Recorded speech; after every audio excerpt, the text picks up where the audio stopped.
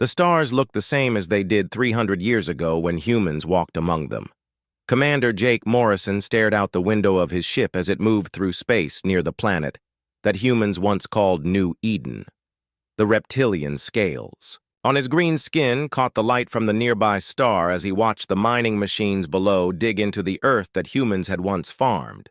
Jake was Vorthak, one of the proud warrior race that now controlled this part of space. His people had taken over 17 human worlds after the humans simply disappeared one day.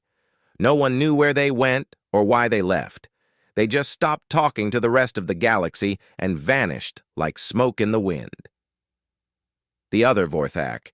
Soldiers on his ship often made jokes about the missing humans. They called them the weak ones who ran away when things got hard. Jake sometimes laughed along, but deep inside he wondered what really happened to them. Humans had been building good ships and strong cities. They were not weak. Something else must have happened. On the planet below, Dr. Elena Rodriguez walked through the ruins of a human city. She was human herself, one of the few left in the galaxy. Her grandparents had been visiting another world when all the humans disappeared. She grew up never knowing her true home, but always wondering about the people who built these amazing buildings. Elena worked for the Vorthak now, studying human ruins and trying to understand how they built things. The Vorthak wanted to learn human secrets, but they treated Elena like she was not important. She was just a tool to them, useful but not valued. She had learned to keep her head down and do her work quietly. The human buildings were still strong after all these years. Their metal did not rust and their walls did not crack. Elena found computers that still worked and books that were still clear to read. Everything suggested that humans left in a hurry, but they took most of their important things with them. In another part of the galaxy, the crystal beings called Nexari controlled the trade routes that humans once used. Their ships were made of living crystal that sang as they moved through space. The Nexari were peaceful traders who cared more about profit than war. They had taken the human trade stations and turned them into crystal gardens where they grew. New ships. Captain Lisa Chen commanded a Nexari patrol ship in the outer areas of space. She was not Nexari herself, but one of the few humans who had found work with them. The crystal beings were kinder to humans than the Vorthak, but they still saw humans as a dead race. Lisa had learned their singing language and proven herself useful, so they let her command a small ship. Lisa often flew to the edge of known space where no one else wanted to go. The Nexari sent her there because it was dangerous work and they did not want to risk their own people. She did not mind the danger. Out there in the empty space between galaxies, she felt close to the mystery of where her people had gone. The third great power in the galaxy was the Hydroan League. These water-breathing people lived in the deep oceans of many worlds and in great ships filled with water. They had taken the human underwater cities and sea farms. The Hydroans were the most mysterious of the three powers because they rarely came to the surface and did not talk much to air-breathing races. For 300 years, these three powers had divided up human space and forgotten about the missing race. The Vorthak used their military strength to control the center systems. The Nexari used their trade networks to dominate business in the outer regions. The Hydroans kept to themselves in the deep places. It was a stable system that worked well for everyone who was left, but stability in space never lasts forever. In the deep darkness beyond the edge of the galaxy, something was moving. The sensor stations at the very edge of known space sometimes picked up strange signals. Ships that went to investigate never found anything, but the signals kept coming. Jake Morrison received one of these reports while his ship patrolled near New Eden. The sensor data showed something big moving in the empty space between galaxies. The energy readings were unlike anything in their databases. His Vorthak commanders told him not to worry about it. Space was full of strange things, and most of them were not dangerous. Elena Rodriguez found something strange too. While digging through human computer files, she discovered research about signals from outside the galaxy. Human scientists had been studying something they called the Deep Watchers. The files were incomplete and hard to understand, but they suggested humans had been preparing for something before they disappeared. Lisa Chen was flying patrol near the galactic edge when her instruments detected the strongest signal yet. For just a moment, something huge appeared on her sensors. It was bigger than any ship she had ever seen, and it was moving toward the galaxy. Then it vanished again, as if it had never been there. None of them knew that the three signals were connected. None of them understood that the missing humans had left for a reason. And none of them realized that after 3 centuries of silence, humanity was finally coming home with power beyond anything the galaxy had ever seen. The age of human disappearance was ending. The age of human return was about to begin. The ship appeared without warning at the edge of the Kepler system like a ghost becoming solid. Captain Lisa Chen was leading her Nexari patrol when the sensors screamed with alerts. Her crystal crew members stopped their harmonic singing and stared at the readings that made no sense. The vessel was huge, bigger than anything Lisa had seen except for the great city ships of the Hydroan League. But this was not a water ship or a crystal ship or even a Vorthak warship. The metal hull gleamed with a strange silver color that seemed to bend light around it. The design looked familiar in a way that made Lisa's heart beat faster. Lisa sent the standard greeting message to the unknown ship. The response that came back made her hand shake as she held the communication device. A human voice spoke in perfect English with words that had not been heard in galactic space for 300 years. This is Admiral Ryan Parker of the Human Reclamation Fleet. We have returned to reclaim what was once ours and to protect what must be protected. Stand down your weapons and prepare for peaceful contact. The message spread through the galactic communication networks faster than light itself. On every world and every ship, people stopped what they were doing to listen to the impossible words. Humans were extinct. Everyone knew that. The 3 great powers had divided their worlds and moved on. Yet here was proof that someone was very wrong about human extinction.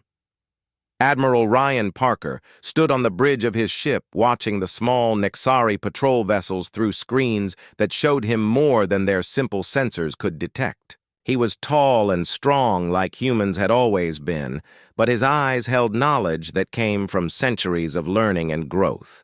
His uniform carried symbols that no current galactic citizen would recognize.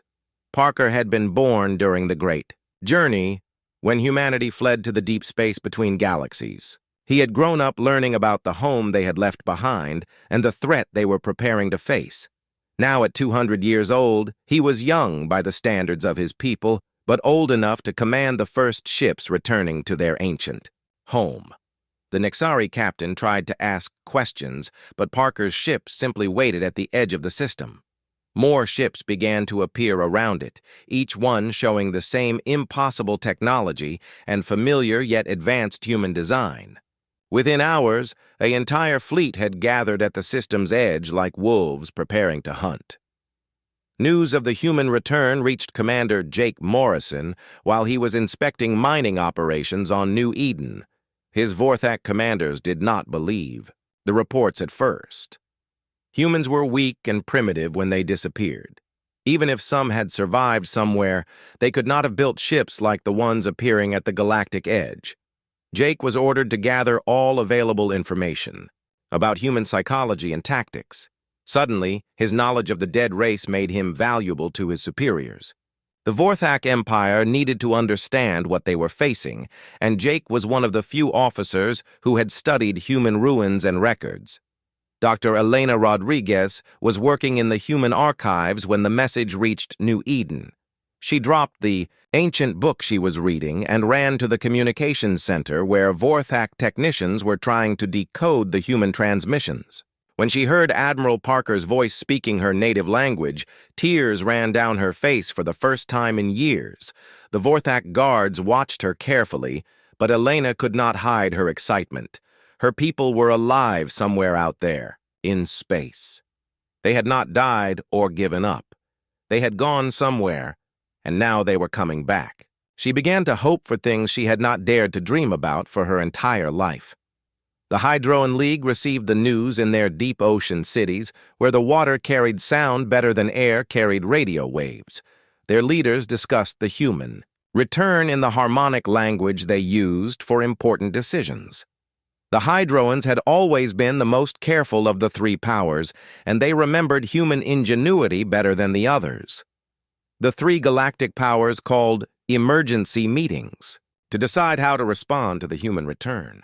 The Vorthak wanted to treat it as a military threat and prepare for war. The Nexari wanted to open trade negotiations and learn about human technology. The Hydroans wanted to wait and watch before making any decisions. But the humans did not attack or demand immediate surrender. They simply established positions around the galactic edge and began scanning everything within their range. Their sensors were so advanced that they could count the people in cities from halfway across a solar system. Every ship movement and every military base became visible to human observers. Admiral Parker sent a second message to the galactic powers after his fleet had taken its positions. This time, his words carried both promise and warning in equal measure. We are not here as conquerors, but as protectors. Our race left this galaxy to gain the power necessary to defend it from a threat that approaches from beyond the stars. We have returned with that power and the knowledge of what must be done. We invite you to join us in preparing for the darkness that comes. Those who choose to stand with us will be protected and elevated. Those who choose to stand against us will be removed. The message was clear, even though it was polite. Humanity had returned stronger than anyone thought possible. They offered partnership to those who would accept it and promised destruction to those who would not. The galaxy that had been stable for 3 centuries suddenly found itself facing a new reality where humans held all the power. Captain Lisa Chen found herself assigned as a liaison between the Nexari Collective and the human fleet. She was nervous about meeting her own people after growing up among aliens, but she was also excited to finally learn what had happened to the human race and where they had been for 3 centuries of silence. The age of galactic stability was ending. The age of human dominance was about to begin. And somewhere in the deep space beyond the galaxy's edge, an ancient evil was watching the return of humanity with interest that promised nothing good for anyone. The meeting took place on a neutral space station that the Nexari had built for trade negotiations. Ambassador Karen White represented humanity, while the 3 galactic powers sent their best diplomats. Karen was older than she looked, with silver hair and eyes that seemed to see through time itself.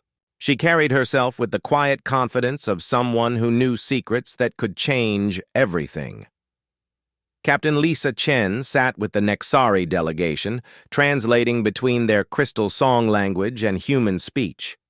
She studied Ambassador White carefully, trying to understand how this woman could be so calm when representing a race that had been gone for 3 centuries.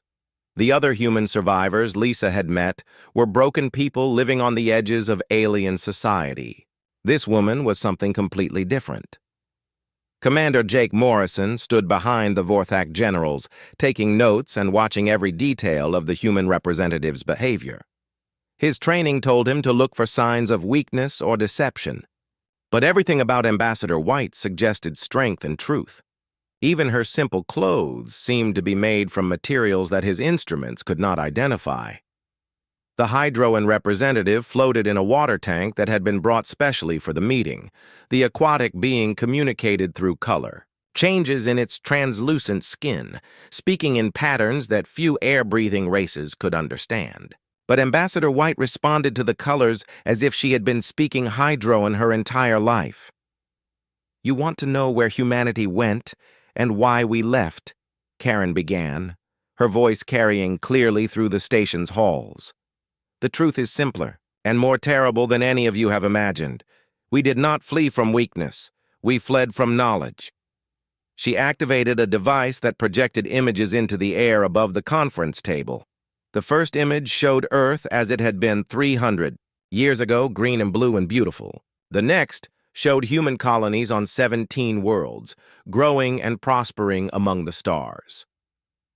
Our scientists discovered something approaching from outside the galaxy, Karen continued as the images changed to show the deep space beyond the galactic edge. Something that had destroyed entire galaxies before ours. We called them the Devourers because that is what they do. They consume everything in their path and leave only empty void behind. The final image made everyone in the room go silent. It showed a massive dark structure moving through the space between galaxies, bigger than solar systems, and surrounded by smaller ships that were still larger than any vessel in the current galaxy. The thing looked like a combination of machine and living creature, covered in weapons that could destroy planets. We calculated that the Devourers would reach our galaxy in approximately 500 years, Karen explained as the terrible image hung in the air. We had two choices. We could warn the other races and hope they would believe us and help us prepare, or we could use our remaining time to become strong enough to face the threat alone. Commander Morrison felt his scales go cold as he understood what the human ambassador was saying. His people had called humans weak for running away, but they had actually left to become powerful enough to save everyone. The Vorthak Empire that he served with pride was nothing compared to the threat approaching from the darkness. We chose the harder path, Karen continued. We evacuated our entire civilization to great ships that could sustain millions of people in the deep space between galaxies. While you experienced 300 years normally, we used time acceleration technology to experience thousands of years of development and growth. Captain Lisa Chen could barely breathe as she listened to the explanation. Her people had not died or given up. They had sacrificed everything they had built to spend millennia preparing for a war that no one else even knew was coming. Every human who left Earth had been part of the greatest rescue mission in galactic history. In the deep void, we found the ruins of another species that had faced the Devourers and won, Karen said as new images showed ancient structures floating in the darkness. Their technology was beyond anything we had imagined. Quantum manipulation that could change the laws of physics. Consciousness transfer that made death optional. Temporal mechanics that allowed us to live centuries in the space of years. The Hydroan representative's skin flashed colors that meant amazement and fear. The Nexari delegates sang harmonies of disbelief. The Vorthak generals growled low sounds that showed they were preparing for war but did not know what they would be fighting.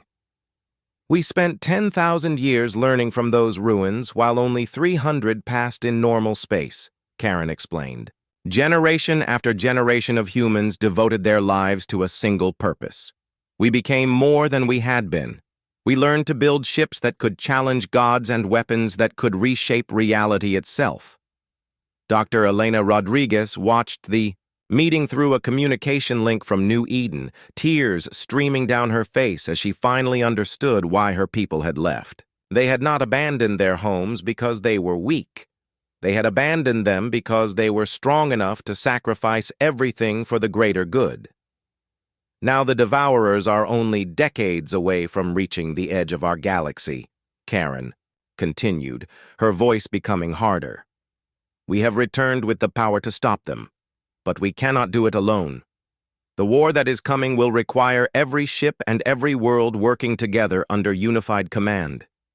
The Vorthak general who led their delegation stood up with his hand on his weapon. You expect us to simply accept human leadership after 3 centuries of ruling ourselves? You disappeared and left us to build our own civilization. Now you return and demand we follow you into a war we have never heard of? Ambassador White looked at the angry Vorthak with eyes that had seen the death of galaxies. I expect you to choose between accepting human leadership and facing the Devourers, alone. Your empire is strong by current galactic standards. It would last approximately 6 hours against a single Devourer scout ship. She activated another device, and suddenly, the room filled with the sound of space combat. The images showed a battle between human ships and something that looked like a living asteroid covered in weapons. The human vessels moved in ways that defied physics, appearing and disappearing while firing weapons that tore holes in space itself. This recording was made last month when we intercepted a Devourer probe at the Galactic Edge, Karen explained as they watched the alien creature die under human firepower. Your sensors never detected it because their technology is designed to be invisible to current galactic science. There are dozens more probes already in our galaxy, mapping our defenses and planning the invasion. The room fell silent as the implications became clear. The galaxy was already being invaded, and none of them had known it. Only the returned humans had the technology to detect and fight the approaching threat. Pride and politics suddenly seemed very small compared to the possibility of total extinction. Captain Lisa Chen realized that her patrol missions to the Galactic Edge had not been routine assignments. The Nexari had been sending her to the most dangerous areas because they did not value human life. But all along, her own people had been watching and protecting her from threats she could not even see. The choice is simple, Ambassador White concluded. Stand with us and live. Stand against us and die when the Devourers come. We offer you partnership in the greatest war ever fought, not conquest by a returning enemy. The proof came 3 days later when Admiral Parker invited representatives from all 3 galactic powers to witness a live demonstration of human capability. Captain Lisa Chen found herself aboard a Nexari observation ship following the human fleet toward the outer edge of the galaxy where their sensors had detected another Devourer probe. The probe was massive, bigger than the largest Vorthak battleship, and covered in crystalline growths that pulsed with dark energy. It moved through space like a living thing, extending tendrils that reached toward nearby asteroids and absorbed them completely. Every piece of matter it consumed made it grow larger and stronger. That thing has been feeding in this system for 2 weeks, Admiral Parker explained through the communication link. Our calculations show it will reach planet-killing size within another month if left alone. Your current galactic fleets would require 6 months to assemble enough firepower to challenge it, and by then it would be too large to stop. Commander. Jake Morrison watched from a Vorthak command ship positioned safely behind the human fleet. His superiors had ordered him to observe human tactics and technology for future military planning. But as he watched the Devourer probe consume an entire asteroid in seconds, he realized that military planning might be pointless if humanity was lying about their capabilities. The human fleet that approached the probe was unlike anything in current galactic databases. The ships moved in perfect coordination without any visible communication signals passing between them. Their hulls seemed to shift and change shape as they flew, adapting to conditions that normal ships could not even detect. Dr. Elena Rodriguez had been brought aboard one of the human vessels as a representative of the scattered human survivors. She stood next to Commander Alex Turner of the Human Science Division, watching displays that showed information beyond her understanding. The ship's interior looked more like a work of art than a military vessel, with flowing walls and gravity that moved in impossible directions. Your people have become something incredible, Elena whispered, as she watched the tactical displays track hundreds of variables simultaneously. The human crew members around her showed signs of genetic enhancement that made them faster and stronger than baseline humans, but they also carried cybernetic implants that connected them directly to their ship's systems. We became what we needed to become, Alex replied quietly. Every generation of the Great Journey gave up more of what we were to gain what we needed to be. We are still human at heart, but we are also much more than human in capability. The battle began without warning when the human ships suddenly vanished from normal space. They reappeared around the Devourer probe in a perfect sphere formation, their weapons already charging with energies that made space itself bend and twist.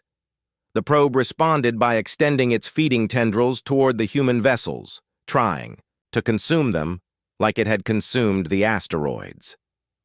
Captain Lisa Chen watched in amazement as the human weapons fired beams of pure light that cut through the probe's crystalline armor like it was made of paper. But the creature was healing itself as fast as it was being damaged, drawing energy from some source that her instruments could not identify. The human ships changed tactics without any apparent communication between them. Half the fleet disappeared again, while the other half began firing different weapons that seemed to attack the probe's ability to heal itself.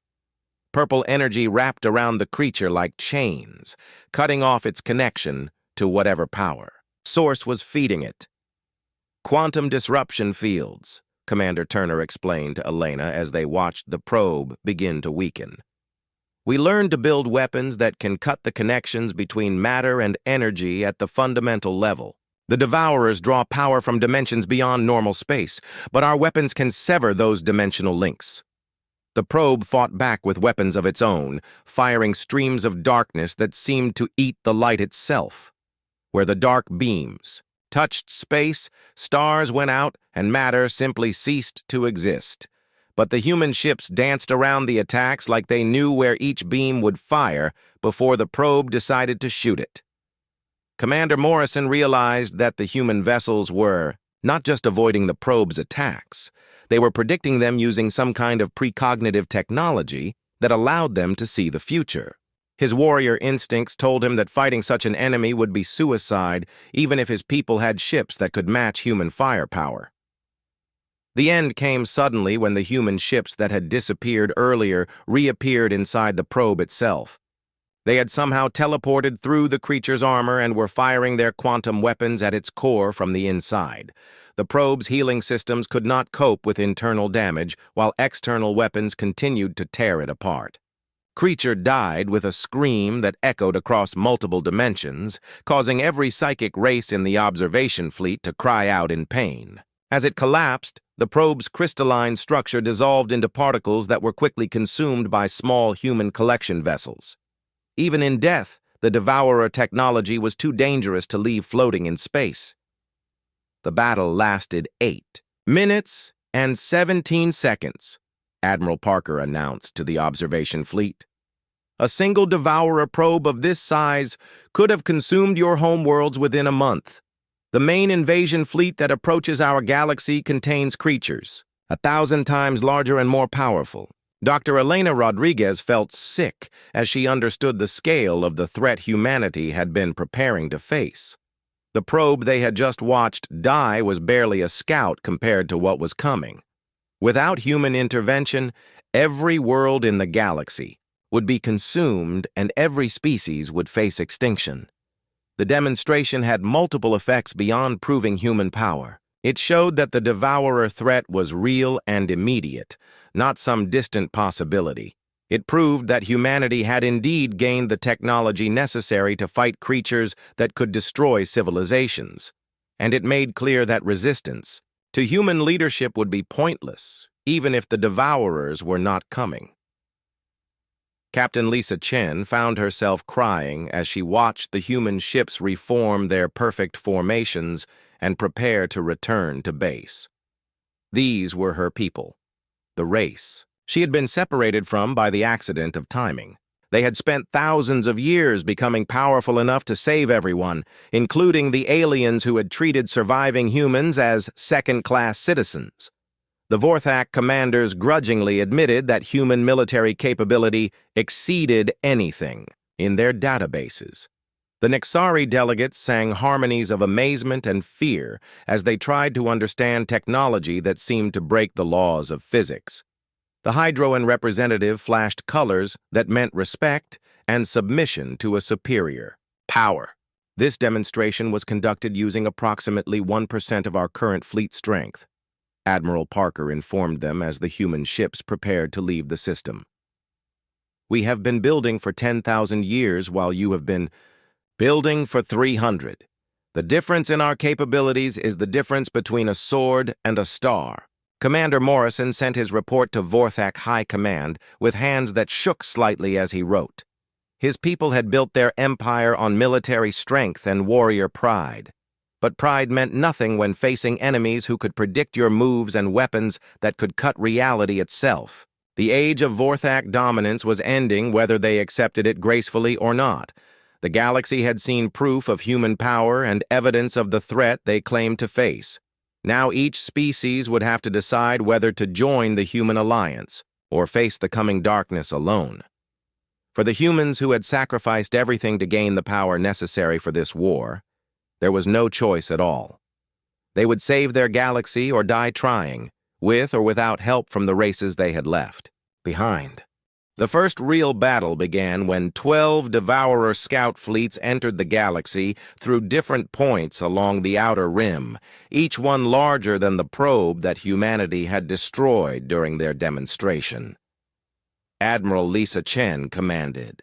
The Alliance response from the bridge of the hybrid warship Harmony, watching her screens track enemy movements across a front that spanned half the galaxy. The Devourers had learned from the loss of their probe and adapted their tactics accordingly. Instead of sending single large creatures that could be surrounded and destroyed, they deployed swarms of smaller entities that moved in coordinated patterns and supported each other with overlapping defensive fields. "They're testing our response capabilities," reported Commander Alex Turner from his position at the tactical station. "Each scout fleet is using different attack patterns and weapons configurations. They want to learn how we fight before committing their main force." Captain Jake Morrison led the 1st Vorthak Squadron to engage the enemy, his warriors eager to prove themselves in battle against the legendary galaxy killers. But the Devourer creatures they faced were unlike anything in their combat experience, shifting between solid matter and energy states while firing weapons that could erase ships from existence.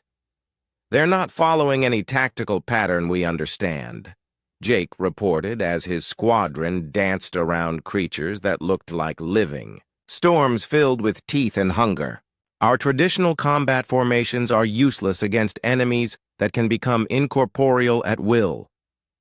The human response was swift and coordinated, drawing on 10,000 years of tactical development and quantum combat experience. Human ships phased in and out of normal space while firing weapons that attacked the Devourers on multiple dimensional levels simultaneously. The Alliance forces followed human tactical guidance, supporting the advanced human vessels with conventional firepower and specialized capabilities. Dr. Elena Rodriguez watched the battle from the command center on New Eden, monitoring the awakened defensive systems as they engaged Devourer forces for the first time in 3 centuries. The ancient weapons that humanity had hidden throughout their former territory proved their worth, catching the enemy by surprise with attacks that came from seemingly empty space. "The defensive grid is responding perfectly," Elena reported to the command network. The Devourers expected to face current galactic technology, not weapons that humanity built specifically for fighting their species. "We're achieving kill ratios that exceed our most optimistic projections." But the victories came at a cost that made even hardened human veterans pause. Every Devourer creature that died released energy pulses that killed any normal matter within. Several light minutes of the explosion. Alliance ships had to use human-designed shields that could withstand dimensional attacks, and even then the protective systems were strained to their limits. The Nexari crystal ships proved unexpectedly effective against Devourer weapons, their living hulls able to heal damage that would have destroyed conventional vessels. But the psychic screams of dying Devourers caused pain that drove Nexari crews to unconsciousness, forcing them to fight while partially shielded from their own natural empathic abilities. "We're learning that the Devourers are not just physically dangerous," Admiral Parker explained during a brief tactical conference between engagements.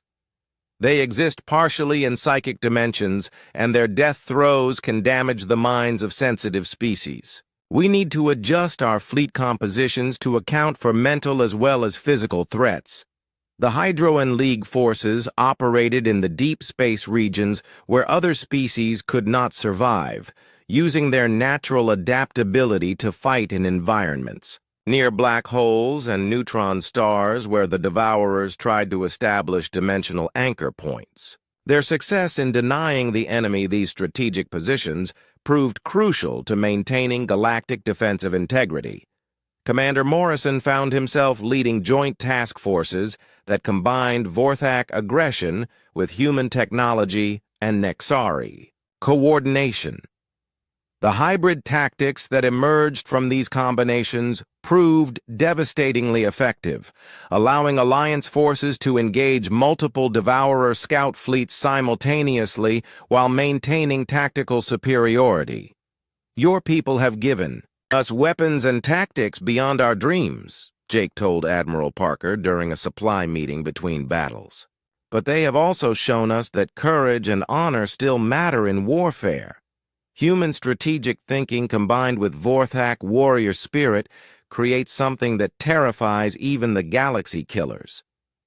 The scout battles raged for 3 weeks across. Dozens of star systems as both sides probed for weaknesses and tested new tactics. The Devourers proved they had learned from their previous defeats by other galaxies, adapting their approach to counter human quantum weapons and dimensional manipulation techniques. Dr. Elena Rodriguez discovered ancient human research files that revealed the true scope of what humanity had learned about their enemies during the Great Journey. The Devourers were not just hungry creatures but representatives of something even worse. Entities from the spaces between realities that sought to consume all existence and return it to the void from which it had emerged. "They're not trying to expand or evolve," Elena explained to the Alliance command staff. "They want to end everything that exists and return the universe to the state it was in before the first stars formed. Every galaxy they consume brings them closer to that goal, and our galaxy may be the last major source of organized matter in this region of the universe." The revelation that their galaxy might be the final stand against universal entropy gave new urgency to the Alliance war effort. Scientists and engineers from all 4 species worked around the clock to develop new weapons and defenses, pushing their technology beyond safe limits in desperate attempts to gain any advantage over the approaching main fleet. Captain Lisa Chen led her ships in a climactic battle against the largest scout fleet, watching her hybrid crews work together with efficiency that would have been impossible just months earlier. Humans provided strategic coordination, Vorthax delivered devastating assault attacks, Nexari maintained ship systems under impossible conditions, and Hydroans operated in environments where other species would have died instantly. "We're not just fighting for our individual species anymore," Lisa realized as she watched a Vorthak warrior sacrifice his life to save a Nexari crystal singer from a Devourer energy pulse. "We've become something new, a unified galactic civilization that's stronger than the sum of its parts. Maybe that's what humanity spent 10,000 years learning how to create." The scout battles ended with Alliance victory, but the cost had been higher than anyone wanted to admit. 12 Devourer scout fleets had been destroyed, but they had taken nearly 100 Alliance vessels with them and provided the main enemy fleet with detailed information about galactic defensive capabilities. Admiral Parker gathered the Alliance leadership for a final briefing before the main Devourer fleet arrived at the galactic edge. The strategic situation was clear, but not encouraging.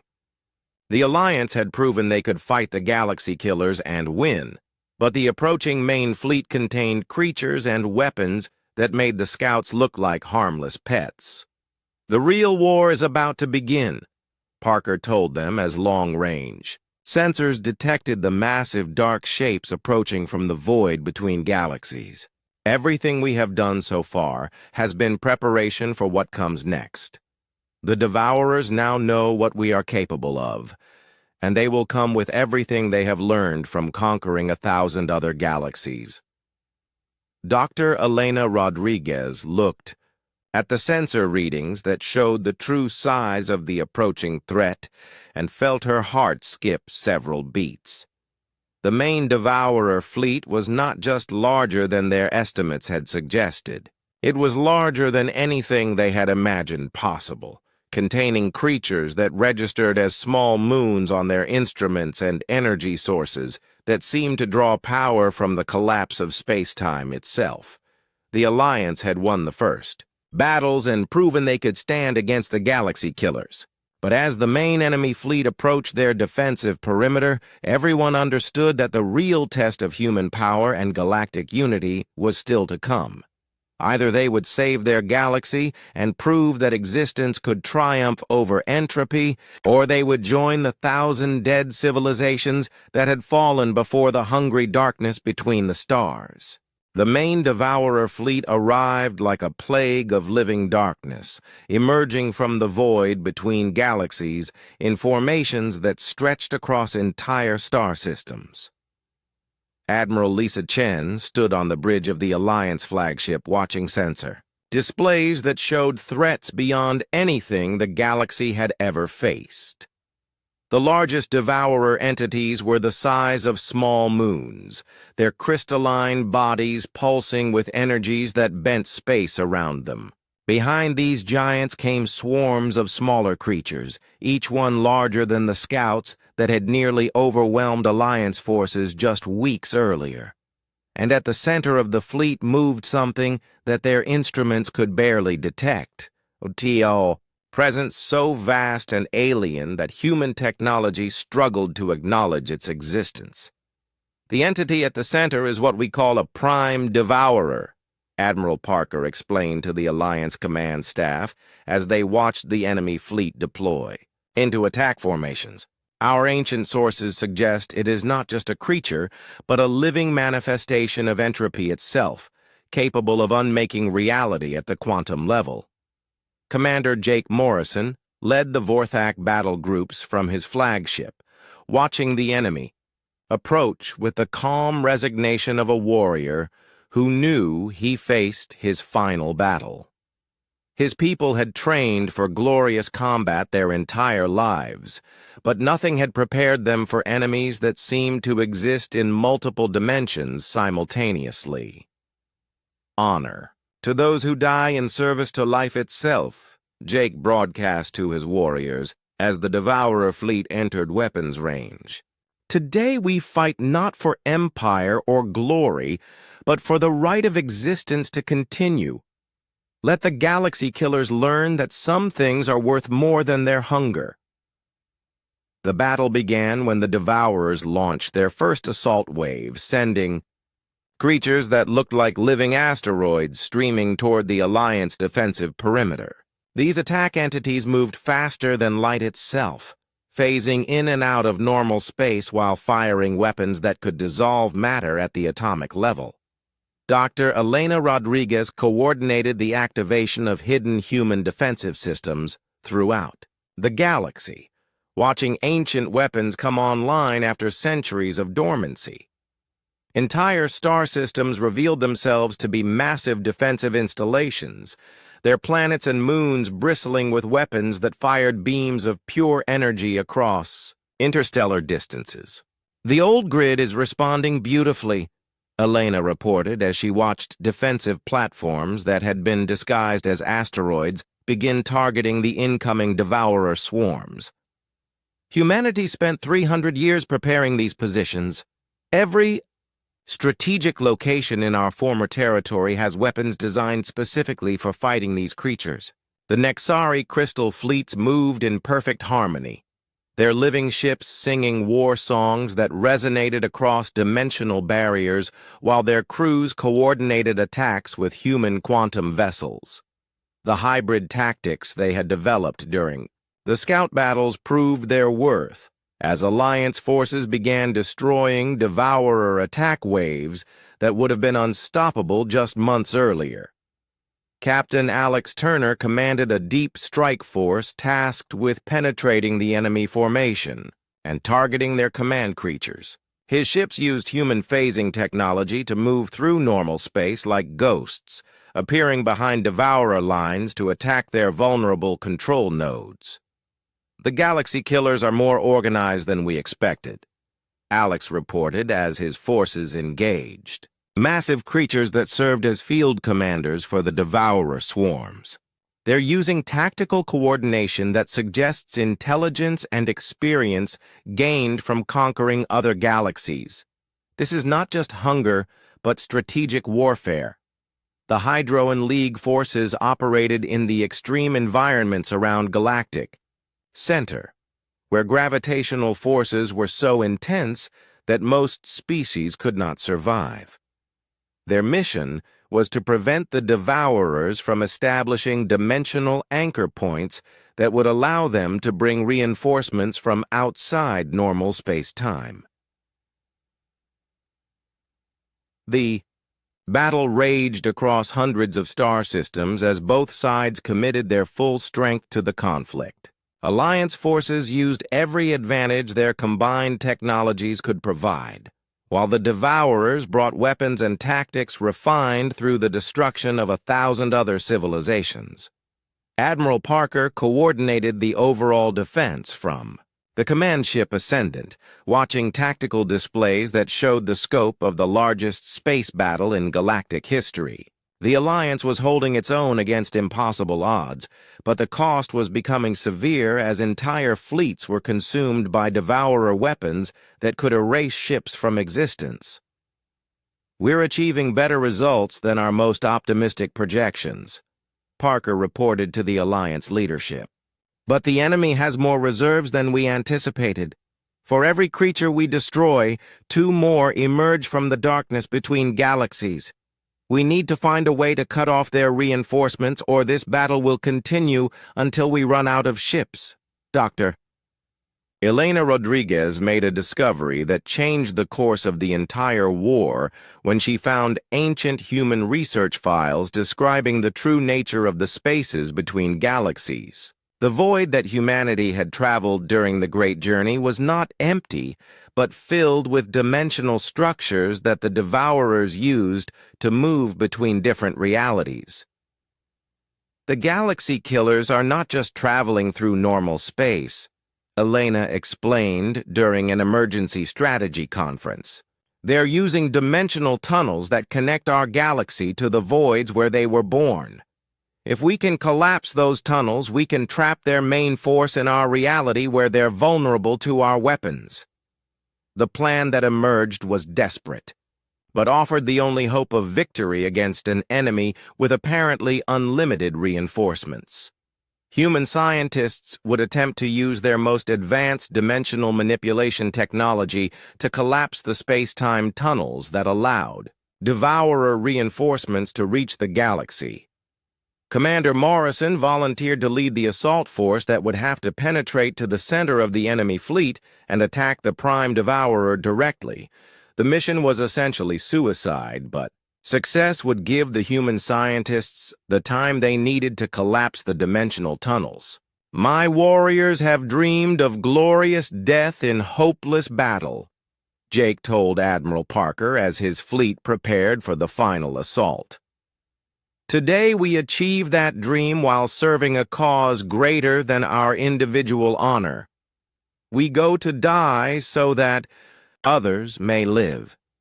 Captain Lisa Chen found herself commanding the largest space fleet in galactic history as Alliance forces from every species converged on the center of the Devourer formation. The hybrid ships under her command moved with precision that reflected months of training together, each crew working with efficiency born from shared sacrifice and common purpose. The assault on the Prime Devourer was like attacking a living piece of the universe itself. The entity existed in multiple dimensions simultaneously, its attacks reaching through space-time to strike at targets that thought they were safely out of range. Alliance ships died by the dozens as they pushed deeper into the enemy formation, their crews knowing they would not survive but determined to complete their mission. Jake Morrison's flagship broke through the final defensive layer around the Prime Devourer, its hull already dissolving under attacks that unmade matter at the quantum level. With his last breath, he triggered the quantum torpedo that his ship carried, sending a pulse of pure energy into the heart of the creature that had destroyed galaxies. The Prime Devourer screamed across dimensions as it died, its death throes tearing holes in space-time that allowed Dr. Elena Rodriguez and her team to target the dimensional tunnels with their collapse weapons. Ancient human technology, refined through 10,000 years of development, reached across impossible distances to sever the connections between the galaxy and the hungry void. The effect was immediate and devastating to the Devourer fleet.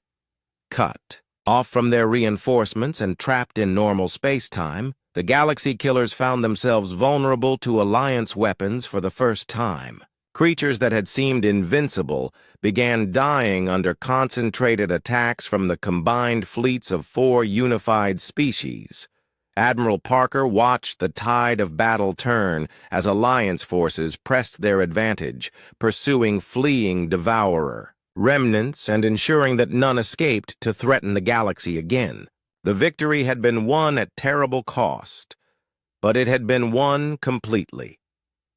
Captain Lisa Chen found herself crying as she watched the last Devourer creatures die under Alliance firepower, thinking of all the brave beings who had given their lives to make this moment possible.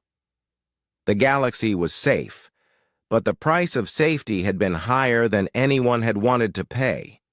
The war was over, but the work of building a new galactic civilization was just beginning. 5 years after the great victory, Admiral Lisa Chen stood on the observation deck of Unity Station, watching ships from all 4 species work together to build the first truly integrated galactic civilization.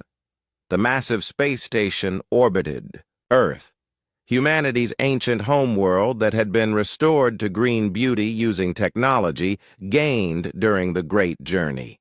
The galaxy had been transformed by the war and its aftermath. Species that had been enemies for centuries now worked as partners in projects that would have been impossible for any single race to complete. Human quantum technology combined with Nexari trade networks, Vorthak military organization, and Hydroan environmental expertise to create achievements that dwarfed anything from the pre-war era. Dr. Elena Rodriguez had been appointed director of Galactic Archaeological Services, leading teams that explored the ruins left by civilizations that had fallen to the Devourers in other galaxies. The technology and knowledge recovered from these expeditions was being used to contact survivor groups and rebuild what had been lost to the hungry darkness. We found 17 other species that survived Devourer attacks by fleeing to deep space, Elena reported during the weekly council meeting. With our dimensional travel technology, we can reach them and offer them homes in our galaxy. The Alliance grows stronger every day as we welcome new members who bring their own unique capabilities. Commander Alex Turner commanded the exploration, fleets that ventured beyond the galactic rim, mapping the spaces between galaxies and ensuring that no new threats approached their home. The void that had once seemed empty now revealed itself to be full of wonders and dangers that required careful study and preparation. The universe is larger and stranger than any of us imagined, Alex told the council as he presented his latest findings. We've discovered evidence of other galaxy-spanning civilizations that predate the Devourers by millions of years. Some left ruins that suggest they found ways to transcend physical existence entirely. The Vorthak Empire had evolved into the Galactic Defense Corps, their warrior traditions adapted to protect the growing alliance rather than conquering new territory. Warriors like the late Commander Morrison were remembered as heroes who had proven that courage and honor could triumph over impossible odds when fighting for the right cause. General Ryan Parker, former admiral of the Human Reclamation Fleet, now served as Supreme Commander of all Alliance military forces. His office in Unity Station overlooked Earth's restored continents, where forests and cities existed in harmony using technologies that merged human engineering with alien environmental sciences. The galaxy is at peace for the first time in recorded history, Parker told the assembled representatives of 63 member species. But peace requires constant vigilance and preparation. We must remain strong enough to protect what we have built, while remaining wise enough to welcome new friends who seek to join our growing family. The Nexari Collective had become the foundation of galactic trade and communication.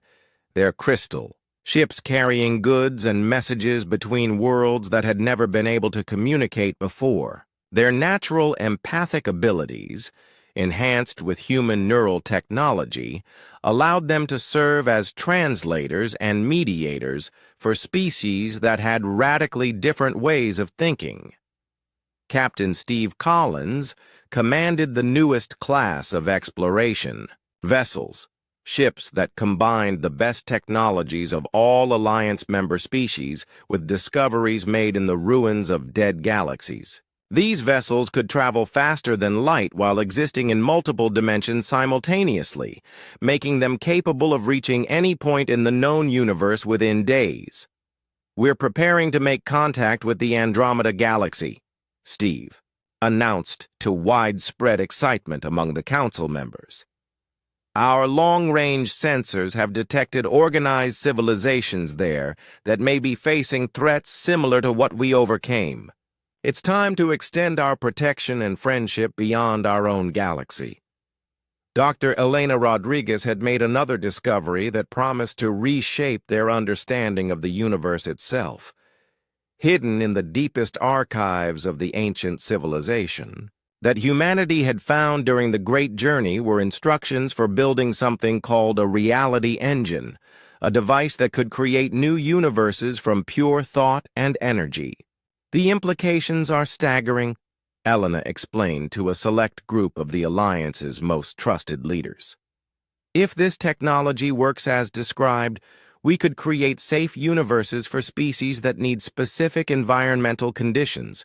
We could even restore the galaxies that were consumed by the Devourers by rebuilding them in new dimensional spaces." The social changes brought by galactic unification were as dramatic as the technological advances. Children grew up learning the languages and customs of multiple species, creating a generation that thought of themselves as galactic citizens rather than members of individual races. Universities on every world taught combined curriculums that drew on the knowledge of all Alliance species. Admiral Lisa Chen had married a Nexari crystal singer named Harmony, their union representing the growing bonds between species that had once been strangers. Their children showed traits from both parents, demonstrating that the alliance was becoming more than a political arrangement, but a true merger of different forms of life. "We're not losing our individual identities," Lisa told critics who worried about cultural dilution. "We're gaining the strength that comes from diversity and the wisdom that comes from different perspectives. Our children will be capable of things that none of our species could achieve alone." The memorial to those who had died in the war occupied the center of Unity Station, a crystal sculpture that sang with the voices of the fallen when touched by living beings.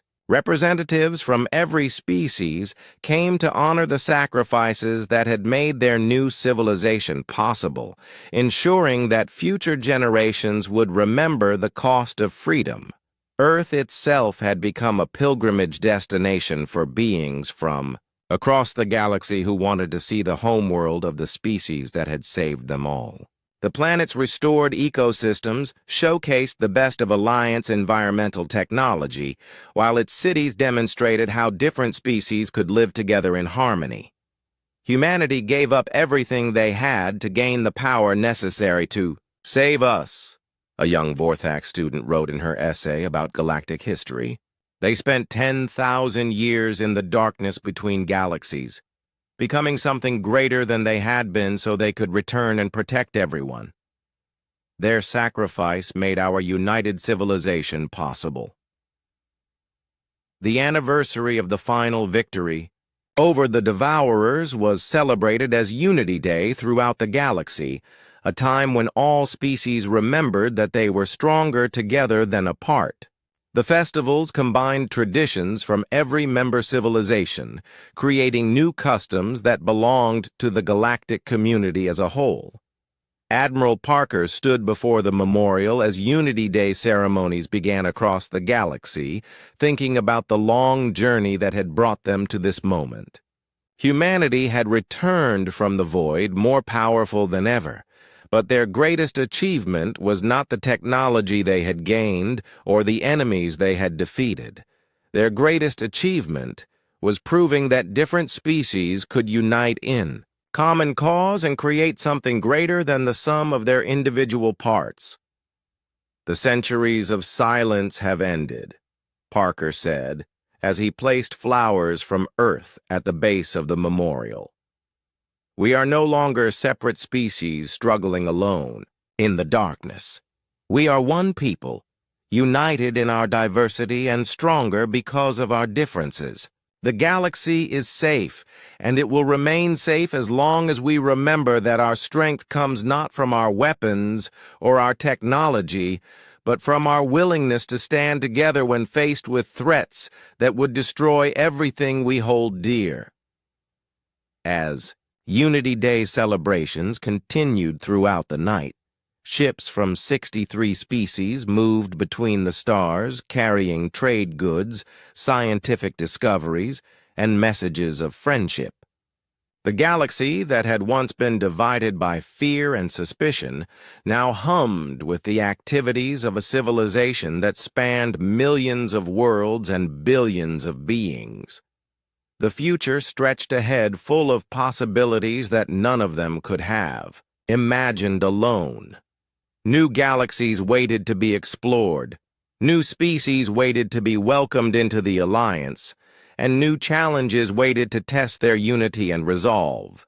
But whatever came next, they would face it together, as one people united under the stars that had watched their long journey from separation to unity.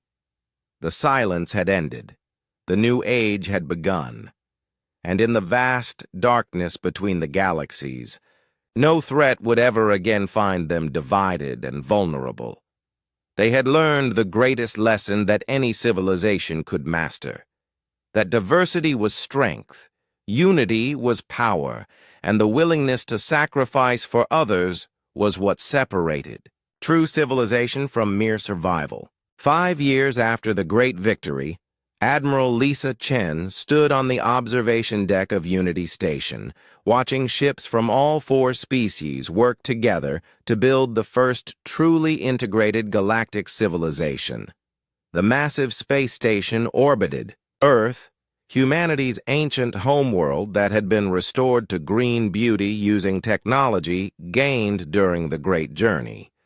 The galaxy had been transformed by the war and its aftermath.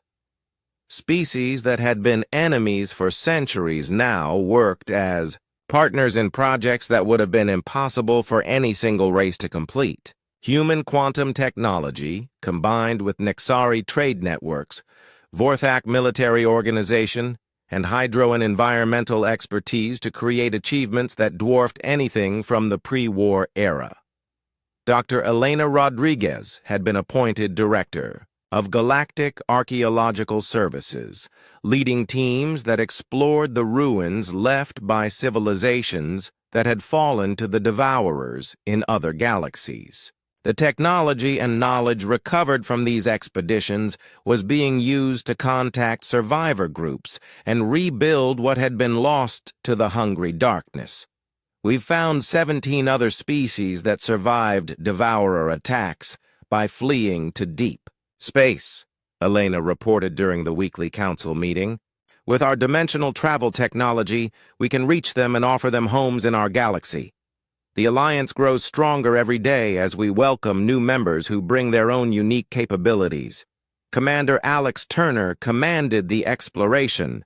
Fleets that ventured beyond the galactic rim, mapping the spaces between galaxies and ensuring that no new threats approached their home. The void that had once seemed empty now revealed itself to be full of wonders and dangers that required careful study and preparation. The universe is larger and stranger than any of us imagined, Alex told the council as he presented his latest findings. We've discovered evidence of other galaxy-spanning civilizations that predate the Devourers by millions of years. Some left ruins that suggest they found ways to transcend physical existence entirely. The Vorthak Empire had evolved into the Galactic Defense Corps, their warrior traditions adapted to protect the growing alliance rather than conquering new territory. Warriors like the late Commander Morrison were remembered as heroes who had proven that courage and honor could triumph over impossible odds when fighting for the right cause. General Ryan Parker, former admiral of the Human Reclamation Fleet, now served as Supreme Commander of all Alliance military forces. His office in Unity Station overlooked Earth's restored continents, where forests and cities existed in harmony using technologies that merged human engineering with alien environmental sciences. The galaxy is at peace for the first time in recorded history, Parker told the assembled representatives of 63 member species. But peace requires constant vigilance and preparation. We must remain strong enough to protect what we have built, while remaining wise enough to welcome new friends who seek to join our growing family. The Nexari Collective had become the foundation of galactic trade and communication. Their crystal, ships carrying goods and messages between worlds that had never been able to communicate before. Their natural empathic abilities, enhanced with human neural technology, allowed them to serve as translators and mediators for species that had radically different ways of thinking. Captain Steve Collins commanded the newest class of exploration, vessels, ships that combined the best technologies of all Alliance member species with discoveries made in the ruins of dead galaxies. These vessels could travel faster than light, while existing in multiple dimensions simultaneously, making them capable of reaching any point in the known universe within days. We're preparing to make contact with the Andromeda Galaxy, Steve announced to widespread excitement among the council members. Our long-range sensors have detected organized civilizations there that may be facing threats similar to what we overcame. It's time to extend our protection and friendship beyond our own galaxy. Dr. Elena Rodriguez had made another discovery that promised to reshape their understanding of the universe itself. Hidden in the deepest archives of the ancient civilization that humanity had found during the Great Journey were instructions for building something called a reality engine, a device that could create new universes from pure thought and energy. The implications are staggering, Elena explained to a select group of the Alliance's most trusted leaders. If this technology works as described, we could create safe universes for species that need specific environmental conditions. We could even restore the galaxies that were consumed by the Devourers by rebuilding them in new dimensional spaces. The social changes brought by galactic unification were as dramatic as the technological advances. Children grew up learning the languages and customs of multiple species. creating a generation that thought of themselves as galactic citizens rather than members of individual races. Universities on every world taught combined curriculums that drew on the knowledge of all Alliance species. Admiral Lisa Chen had married a Nexari crystal singer named Harmony, their union representing the growing bonds between species that had once been strangers. Their children showed traits from both parents, demonstrating that the alliance was becoming more than a political arrangement, but a true merger of different forms of life. "We're not losing our individual identities," Lisa told critics who worried about cultural dilution. "We're gaining the strength that comes from diversity and the wisdom that comes from different perspectives. Our children will be capable of things that none of our species could achieve alone." The memorial to those who had died in the war occupied the center of Unity Station, a crystal sculpture that sang with the voices of the fallen when touched by living beings. Representatives from every species came to honor the sacrifices that had made their new civilization possible, ensuring that future generations would remember the cost of freedom. Earth itself had become a pilgrimage destination for beings from across the galaxy who wanted to see the homeworld of the species that had saved them all. The planet's restored ecosystems showcased the best of Alliance environmental technology, while its cities demonstrated how different species could live together in harmony. Humanity gave up everything they had to gain the power necessary to save us, a young Vorthax student wrote in her essay about galactic history. They spent 10,000 years in the darkness between galaxies, becoming something greater than they had been so they could return and protect everyone. Their sacrifice made our united civilization possible.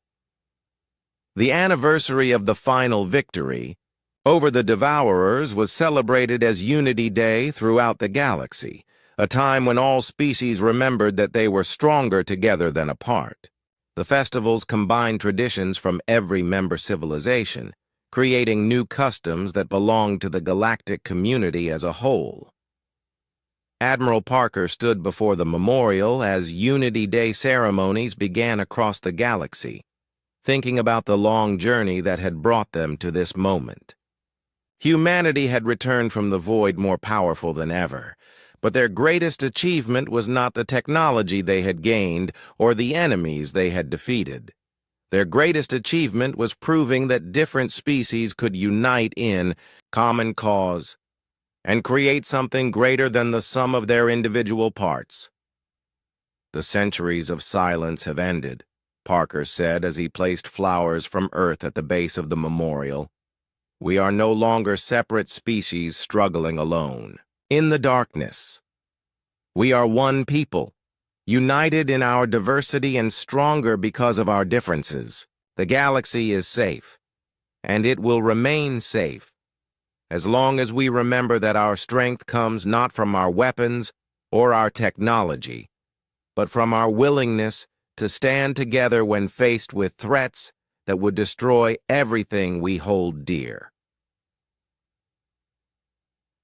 As Unity Day celebrations continued throughout the night, ships from 63 species moved between the stars carrying trade goods, scientific discoveries, and messages of friendship.